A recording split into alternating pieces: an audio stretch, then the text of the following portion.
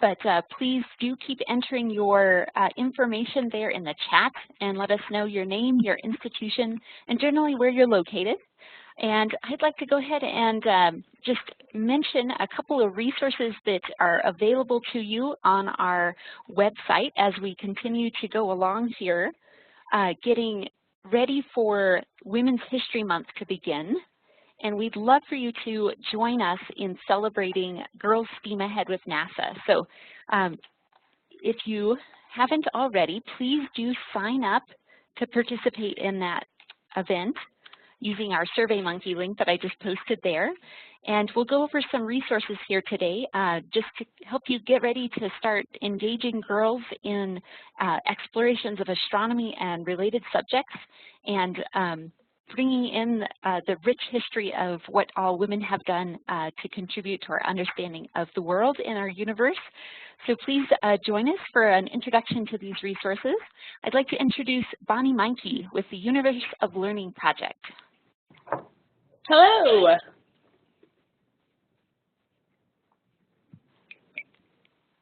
Hi, everybody. So I think you're looking at the first slide here, the Girls Steam Ahead with NASA. And I help coordinate this through the Universe of Learning. This is a education program funded by NASA, the same as NASA at My Library, which helps out with StarNet. And the Universe of Learning is interested in engaging learners of all ages and backgrounds in exploring the universe, specifically with NASA astrophysics. So Girls Steam Ahead with NASA is a part of that. And if we can go to the next slide, you can get a little bit better idea of how this works. So the Universe of Learning's Girls Steam Ahead with NASA comes out of the last few years of a program called NASA Science for Girls and their families. Some of you might be familiar with that or have hosted it in your library. And this is a culmination of all of our girl-serving programs and projects, activities and events that we have during the month of March, which is Women's History Month. And the point of this is to bring that science education program into your libraries in the spring to empower women's success in STEM starting from a young age when they're girls. These events are open to all family members, so brother, cousin, mom, dad can come too, because that really helps strengthen and reinforce those lessons learned when they go back home.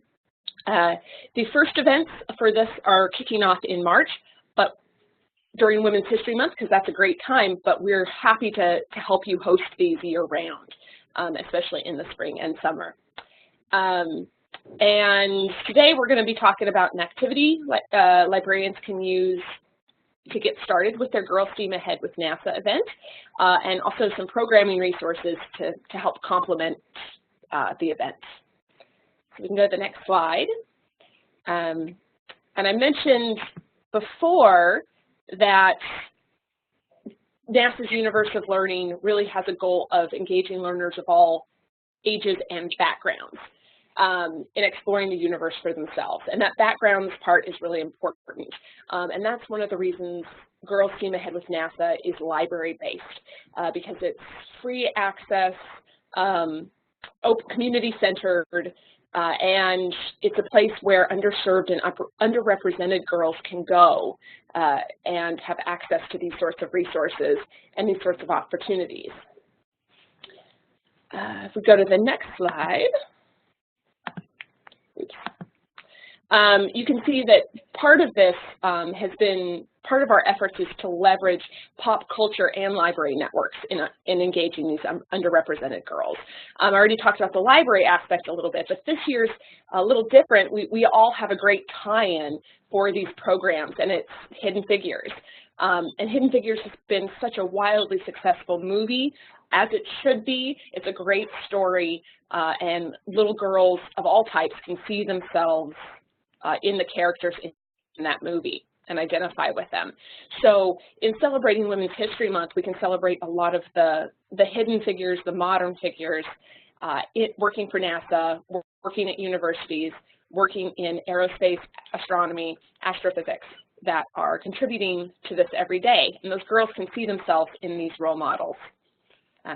So now we have 53 libraries so far that have signed up for participating this year. And if you go to the link that Kellyanne sent out in the chat, you can see you can see how to sign up for yourself. Registration is still open. And like I said, even though we're starting in March, we're happy to expand it out throughout the year if that suits your needs better. Okay. Again, I wanted to this back to it being astrophysics-based. And astrophysics sounds like a scary word, but it's not. It's just astronomy. We're trying to provide a direct connection to the science.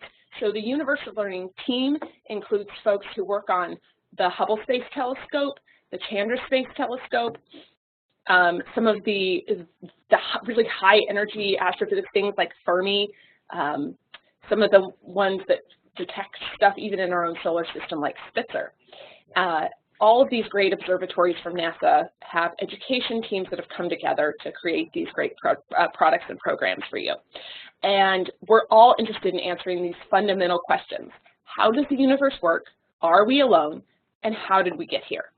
And immersing the girls in those kinds of questions and showing them that the fundamental human questions we might all have, also the fundamental questions of a scientist, helps build that identity for them.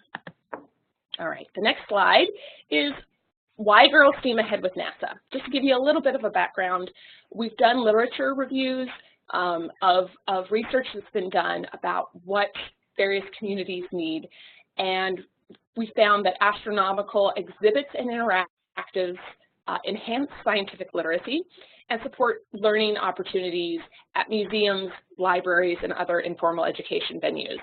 So there is a need for community programs that can reach underrepresented audiences in STEM. More to the point, that programs to engage and encourage girls specifically in STEM and can build awareness and an interest in STEM careers, that science, technology, engineering, and math, are what is needed.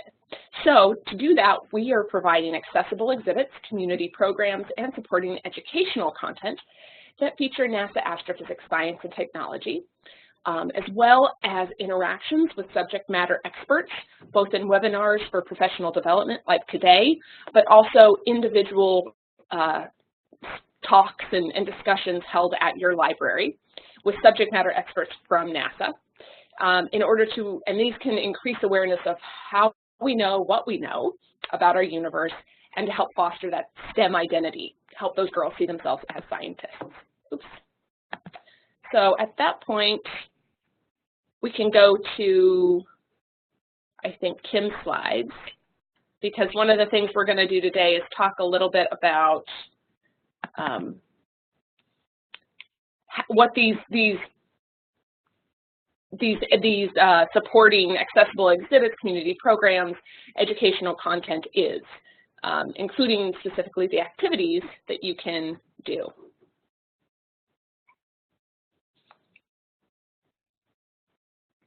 My turn? Yes. Okay, great. So first, I have a cold, and if I have to just cough every now and then, please forgive me. But I'm going to start with a brief overview of the state of women in STEM. And I'm going to look at computer science first and just do some quick statistics, hopefully not too boring. But essentially, as of about 2011, according to the U.S. Bureau of Statistics, the U.S. Census Bureau of Statistics, women, though they make up about half of the workforce, or slightly less than half of the workforce in the United States, they actually make up about 26% of STEM workers in general. So one specific field for that, computer science, within the science, technology, engineering, and math category, has actually decreased. And there were some interesting statistics for that as well. Back in 2016, we had 18% women in computer science, and before that, in 1985, we actually had 37% of women women earning their bachelor's degrees in computer science. So, Kim, yeah. before you move on, I'm just wondering, I know you have a cold and you're trying to take good care of your voice. Is there any way you can move a little closer to your mic? Sure, let me just see if I can put it up. Unfortunately, I lost my voice yesterday, so is this any better? I just turned the volume up. Is that any better? I'm not seeing any comments either way, but let's try it. Okay. And everyone, if you could please help her out with her voice and just kind of turn up the volume on your speakers, that would be great. Thanks, Kim. I didn't want to be a complete baby and say I couldn't do it just because I have, you know, voice issues today. So please forgive me. So again, according to some studies that have been done on this issue, some of the contributing factors to why we only have a low representation of women in STEM, one are some cultural biases, everything from the toys that parents and guardians and people buy children at a very young age to the self-perpetuating stereotypes that started around the 1980s when the personal computer started to be marketed mostly to males.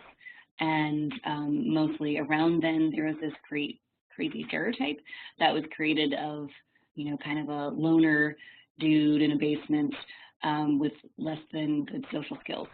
So some of those issues are part of the reason behind computer science specifically. If we just take a step back for a second, why would we care about this issue in general? Well, the White House estimated in 2013 that by 2020 there would be about 1.4 million computer science-related jobs in the U.S., but only 400,000 computer science graduates to fill them. But beyond that, even bigger picture, why do we care? There are issues such as better job security, increased pay, particularly for women who are supporting a family on their own, but also the viewpoints that women can offer from topics such as medication to engineering, many of which actually have life-saving issues at stake. Additionally, kind of further field than that, there are issues of being able to improve critical thinking skills, helping people understand the science that will be affecting them when they're in the voting booth, when they have to make consumer decisions, when they're making financial decisions as well, and also just kind of a general problem-solving type of skill.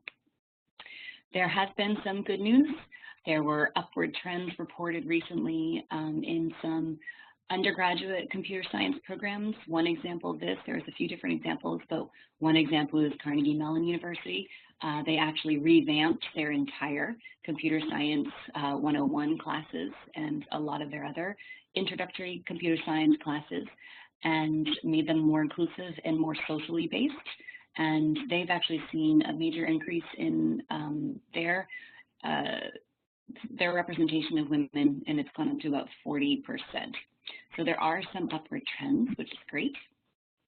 We're going to pop over to astronomy now, the other field that I work in, and look at one specific report from the American Astronomical Society's Committee on the Status of Women and Women in Astronomy.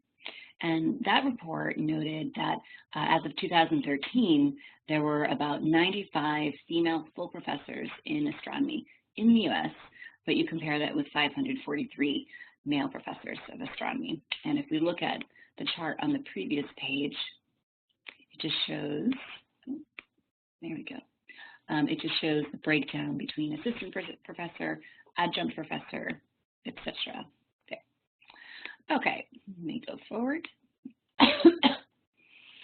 This issue of representation is much more difficult, though, as soon as you go down to underserved populations and minority populations. As of 2015, there were 78 Black American women with PhDs in physics total. That's a serious underrepresentation issue right there. If we look specifically to NASA says that as of, I think this was as of 2012, about 1,000 new hires per year, 37% of them are women. So that's better than Silicon Valley. Silicon Valley has about 30% women hires each year. One really interesting point to talk about is the idea of role models. It's been a really popular saying, you know, it's hard to be what you can't see. And the former NASA Deputy Administrator Lori Garver noted this specifically. For example, Sally Ride and Mae Jemison both have had a lot of impact on how people picture astronauts, for example. And it's easier to be able to picture yourself in a role when you can see yourself in them. So she notes that role models do in fact matter, and we've all in a way been touched, in this case, by Sally.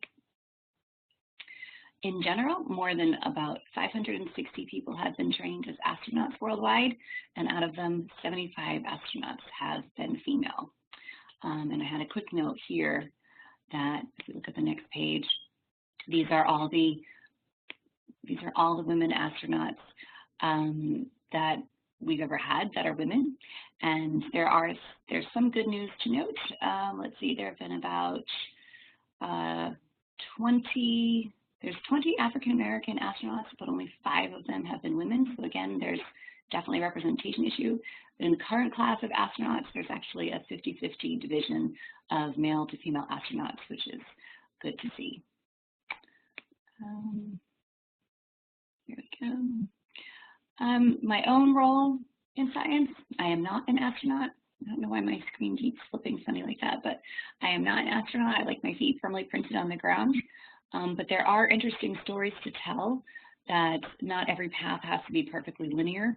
My own path kind of wiggles a bit. I started out in molecular biology, moved to computer science, was hired by NASA's Chandrasekhar Observatory, and went into data visualization and aesthetics research, which is essentially image and meaning research. So again, some of these pathways might not always be the most straightforward, but having that kind of eclectic background in this field can actually be very helpful. So now we're going to look at one of the programs that we've created for Women's History Month coming up soon in March. And this is a new micro website that we've put together. The URL is the one right here across the center of the page, chandra.sci.edu/women. On the page, there are stories of selected mathematicians, astronomers, computer scientists from back in history to also more modern times, and including a number of the women from Hidden Figures. Some of the women that we cover run the gamut from Hypatia, who was a mathematician and astronomer in ancient Greece and Egypt, to Ada Lovelace, who was around at the time of Charles Dickens, is considered one of the first, or the first, computer programmer. And I hear somebody, I just wrote, somebody said I can't hear anything. Did I go mute, or is it just my voice? No, Kim, you're fine. We can still hear you. I think just a few participants are having some trouble, so I'll keep working with them. You go ahead. Thanks. So this picture right here just shows an illustration of Katherine Johnson, who was featured in the Hidden Figures book, and also, of course, the Hidden Figure movies, and as well as Grace Hopper, who was the first woman to actually create a compiler for computer science. Also, Melba Roy, and Mary Jackson, and Annie Easley, and Katie Coleman, and Eileen Collins. So this is just a handful of some of the women that we look at on the new program that we've created. Here's a snapshot of some of the posters that you can find that are easy to download from there. There are 11 by 17 posters printed on one side. They can be easily printed off locally.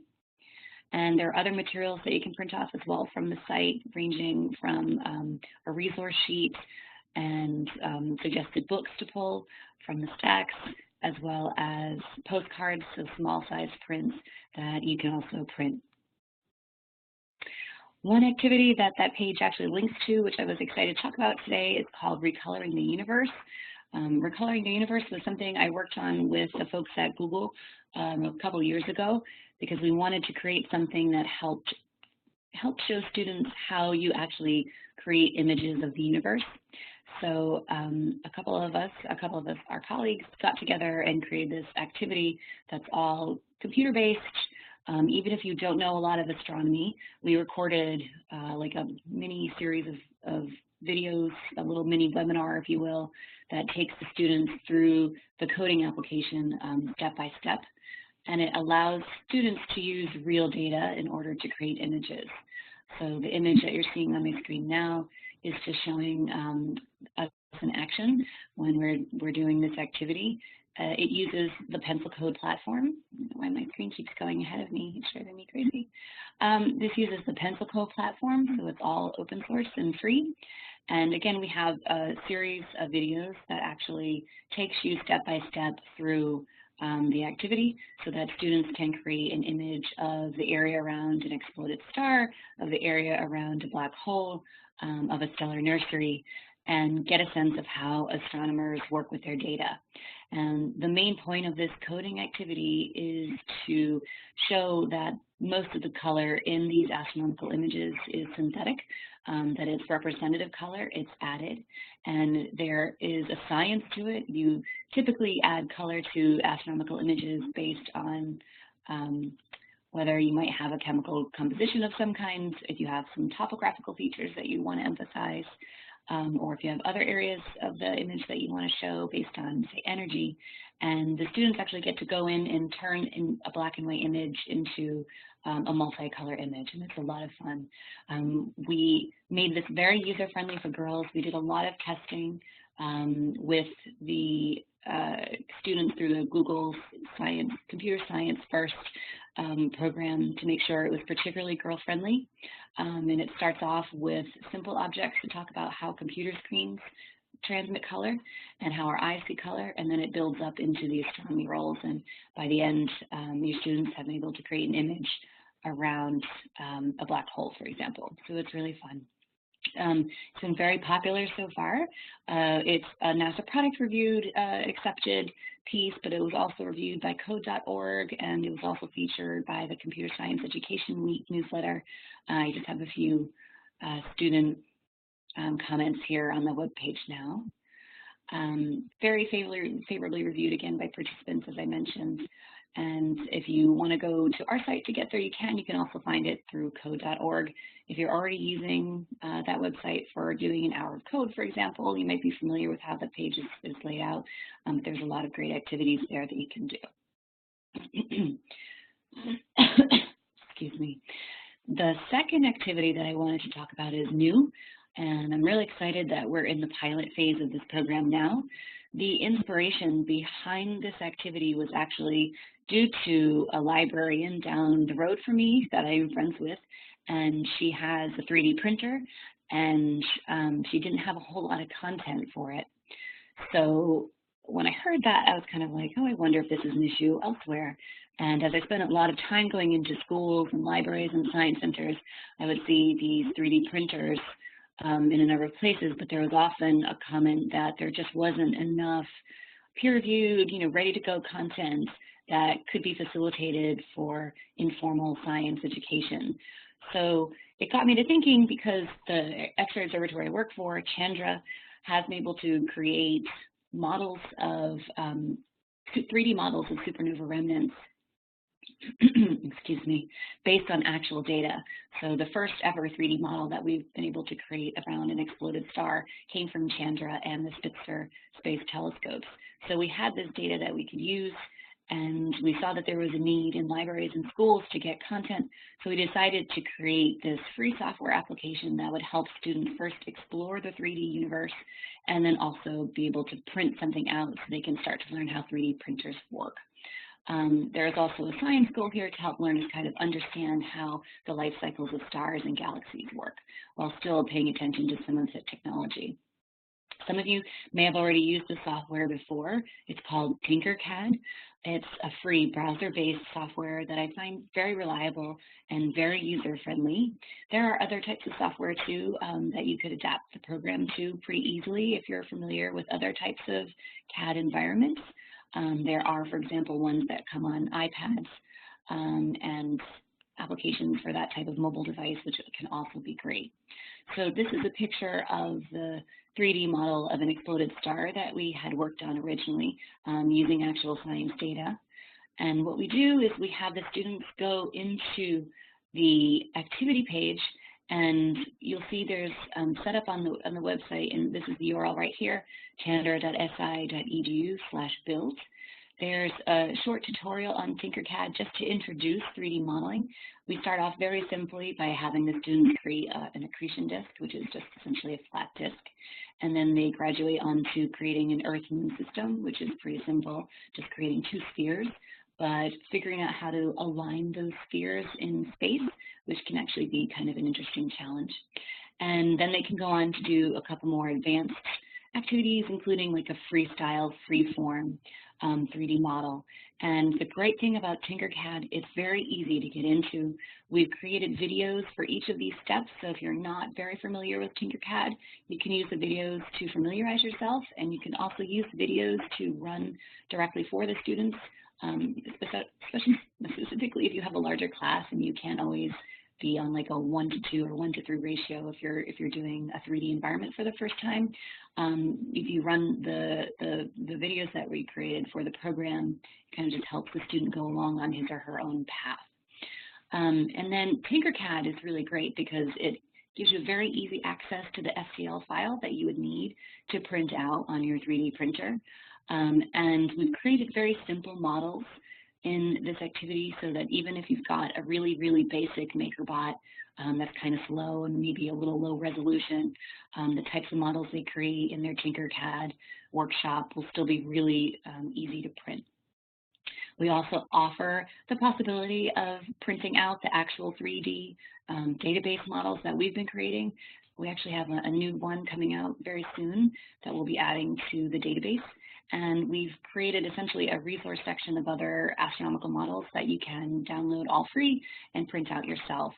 So we're working on creating a way to expand the project so that students can not only just create a 3D object in this environment and print it out, but then also figure out how to do some basic scaling and modeling in kind of like a craft-like space where they create a version of the Milky Way themselves and locate where they would place the sun, where they would place an exploded star, where they would place a stellar nursery in relation to what they might already know about the galaxy. And we've got a whole bunch of informational materials and tutorials that we're creating, and a number of them are already up on this website that I mentioned to help kind of guide you through that process.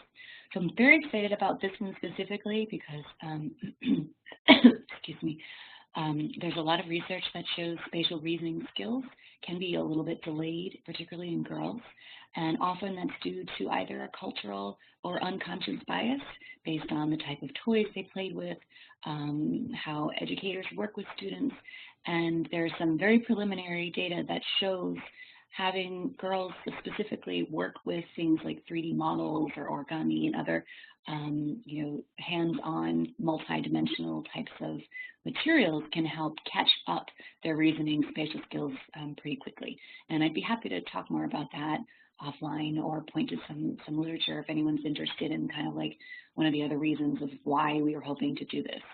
So we're starting to create evaluation materials doing essentially a pre and post test for girls around that. Pre-test, kind of asking where their spatial skills are with a few very simple questions to get to the heart of that matter. And then a post-test after they've done some work in 3D environments to see if their skills have improved at all. And based on a very small data set that we've collected so far, I want to say like N of 20, we've been able to show a small increase, which I'm very happy about because it's still very preliminary. So that's the majority of the activities I wanted to mention. I just wanted to give a quick shout out to the illustrator on my staff, Kristen Devona, who did all of the hand-drawn sketches of the women in STEM that you saw on the posters earlier. She's very talented, and I just wanted to give a shout out.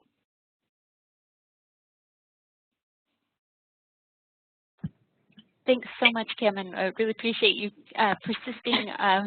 You must really need a break now for your voice. So please, everyone, continue to enter your comments in the chat, and we'll be interacting there. And right now, I'm going to turn it back over to Bonnie to wrap up with some additional slides. All right, thank you. So let's go back to the other. If you go back to the GSA, NAML, StarNet slides, you'll see that, and we start on slide 8, there are other opportunities through the Girls Steam Ahead with NASA.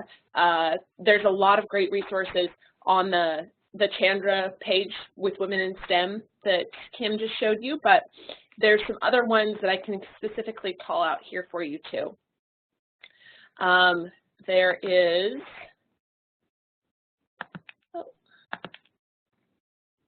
can you pass me back the presenter powers? That way I can flip the slides. Kellyanne, are you still here? I am. Oh, good, okay. Your name had disappeared and everything went wonky for a moment. Oh, that's interesting. Wait, WebEx, we're all here. Anne, are you able to transfer the ball on your end? That is a spectacular question. I would have thought so, but I don't see it anymore. Did the slides just show up when I did it, at least? Does everyone? I see the Women in Science slides up. With the thank you page.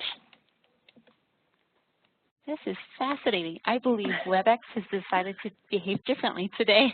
Yes. Oh, now it says I am the presenter now. It says I am the presenter. Excellent. I have no idea what we did. Good job. I hold all the power now. Okay. So hopefully now you guys can see this slide. It has some standing exhibits and a little girl looking at a panel of what looks like a hurricane and a swirl. So I want to tell you about some of these other resources. These resources are available as part of the larger Girls Steam Ahead with NASA effort. So we have exhibits as one of the components. We have a few different ones. There's here, there, everywhere, which is pictured in these images. That's an example of having some natural phenomenon, namely an astrophysical phenomenon, but then tracing it back to kind of ground truth, things that are tangible that people might have experience with, such as the wind. There's the solar wind, but there's also the wind that you feel on your face when you're outside on a blustery day. So these sorts of panels help bridge that gap and make these astrophysical phenomena seem real to your patrons. There's Light Beyond the Bulb, which was created for the International Year of Light, and it talks all about the electromagnetic spectrum, the different types of light that our eyes can see and can't see, the reason we need space telescopes, and other ways of using light as a tool for science. And then there's Visions of the Universe, which has some of the gorgeous images from NASA's great observatories to show you both things like planets in our solar system, but also galaxies and supernova remnants and other, it's very image-based, beautiful things. So all of those and the ability to apply to host them when they're on their tours, those are available on the website, which I'll talk about in a few seconds. There's also the opportunity to discuss science with a subject matter expert from NASA. So that includes things like a virtual session where a scientist, engineer, or other science expert can Skype, Google Hangout, WebEx, use any tool that you think that works best for you, and virtually be able to come into your library and have a conversation with the girls in your event. There's also the opportunity, if you're in the right location, to have an in-person visit. A scientist could come to your library and give a little talk, possibly even work through something like Recoloring the Universe with the girls. And that's one of the things we love to do, is put scientists with educators so that we can build role models, help these girls learn, go through the hands-on activity themselves, and get to know this person. So that's possible in some locations if we have somebody at a local university or NASA center near your home. But the virtual thing works wonderfully too, so we can work with you to try to set that up. Clearly, you're on this webinar. You know how well this sort of thing works. Okay, and then you can find out this and some more resources, including links back to the website that Kim mentioned at universeoflearning.org/girlsteamahead, and that will take you through all of our resources. We also have the resources page through StarNet, which is perhaps how you found us in the first place. And I think that's all for this. So I'll leave up the page. Oops. I'll leave up the page with the URL on it. And I can put that in the chat window too. That sounds perfect. Thanks, Bonnie. So there's a couple questions that came up in the chat, and I just want to bring that back to our presenters. So Tim, if you're able to chime in either by chat or by voice, curious if you have any recommendations on resources that would address spatial skills for girls, maybe something that could perhaps build up to the Chandra activity that you described here today. So when you say resources, do you mean a simple program to do with girls, or do you mean more like resources about learning about the spatial skills? That's a great question. Rebecca, would you like to elaborate on your question about spatial skills for girls, or just your comment in general? Is there anything in particular that you or others on this call are looking for that? Rebecca, I see you commented back about learning about the skills. About learning about the spatial skills, spatial reasoning skills in general? Yes, I believe that, if I'm interpreting right. Thank you, Rebecca. Sure, I can try to. I don't have any on my laptop that I'm on right now, but I can dig some out and like email them to you after. All right, great follow-up question from Stacy. Are there 3 activities you would recommend? I'm assuming in relation to spatial skills. Oh, okay. Well, actually, we've just started creating origami-based activities because early, very quick research that we've been working on so far has shown that origami is one of those things that can actually help build that, and also Lego-based projects. So anything that takes the participant from a 2D environment into a 3D environment in that sort of thoughtful way. So besides origami and Legos, like I'm having a brain moment that's not working, but those 2 for sure. And to follow up on those excellent bits of advice, Kim, I just wanted to mention as well the Build a Better World theme this summer offers a great opportunity to just get into that sort of hands-on, concrete, make the connections to the everyday and have everybody, girls included, constructing things, building things, and especially if you can bring in that NASA connection, that gives it a fun twist as well. So lots of options out there. Oh, and I see Deborah, thank you so much for the just letting everybody know tonight on PBS there's a special on origami and science. That's right. I'm actually fabulous. I need to remember to record the show so I can watch it tomorrow morning.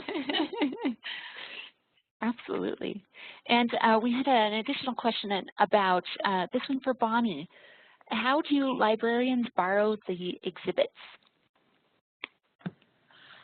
That information is on the website in the resources page, both on StarNet and on the universeoflearning.org/girlsteamahead website.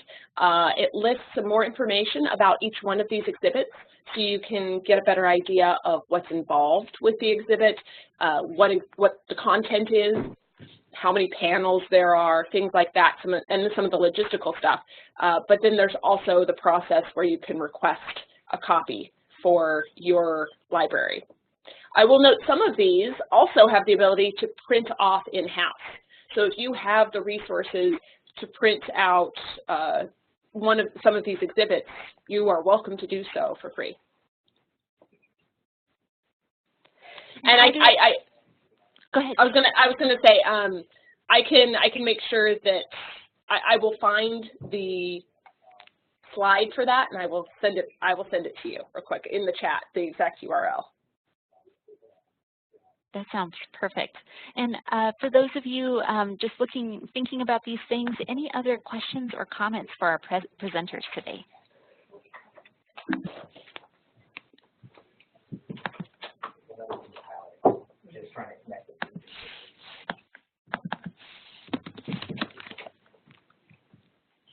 All right, I'm not seeing any other questions, so I'd like to take a moment now at this point to take you all on a brief visit to our web online resources so that you can access these at a future time and just kind of have a connection point for going to all these resources.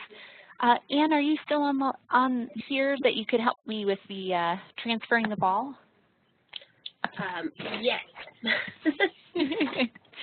Theoretically, if it starts operating. Right.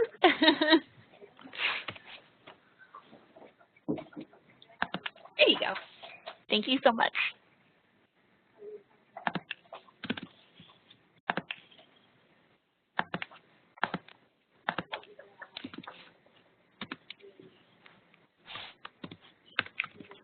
And I am just going to bring you up to are you looking right now at a page that says STEM Activity Clearinghouse? Yes. Excellent. So I just wanted to give you a sense of how we are using the Clearinghouse to provide these kinds of resources to you and also give you an opportunity to respond back and help each other navigate the wealth of STEM-related activities that are out there. So please feel free to check out this website. We've been working with Bonnie and Tim to make sure that their materials from the Universe of Learning project are reflected and incorporated into these collections of activities. And we have here the How to Build a Galaxy activity that Kim mentioned. Still in beta, but looking promising. So this is something that if you do have a 3D printer and you want to give it a try, please do so and give some feedback. And I'm going to just scroll down here. There's a button you can click. If you try it out, you can write a review. This is meant to be quick and easy, sort of like an Amazon-style review system to help everyone see quickly, what's getting some stars and some ratings, where are people commenting. So please feel free to enter your comments here. Just chat in there. And if you could, of course, be professional in your comments and feedback here and help us build up this site and build up this collection and also help Kim as she's developing this and listening to your feedback and looking for your feedback. If you could pass that along so that she's able to use that and incorporate it as she's launching the full version. And in addition to that, if you would like to click on Suggest a Book and enter any books that you found that are useful and just help everyone start to make this a really rich experience where it's not just the hands-on activity, but it's the learning that everyone can do after that activity is done. Any questions about the Clearinghouse and its resources and how to navigate this section?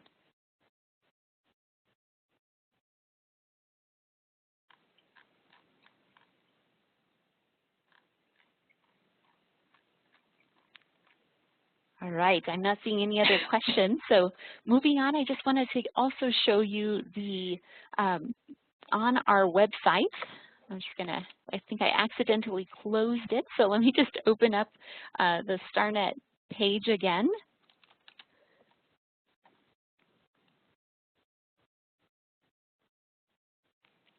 And on our StarNet website, there is a whole section here about events.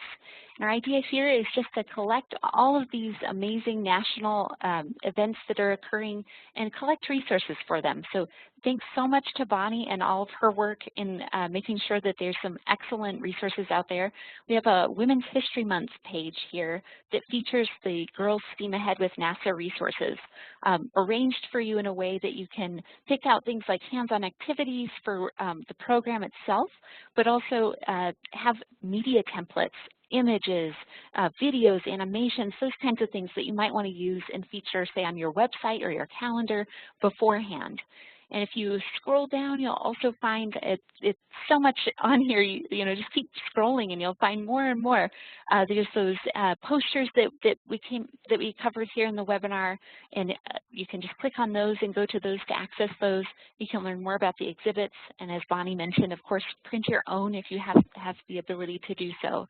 So many things here. If you see anything that you would like us to add in the future, that's what we're here for. We're trying to make sure everyone's connecting into the resources that are already out there. So please help us make it a living, breathing site. Any other comments or questions, including from Bonnie and Tim? No, thanks so much for having me. Yeah, thank you so much. It's been great to be able to talk to everybody.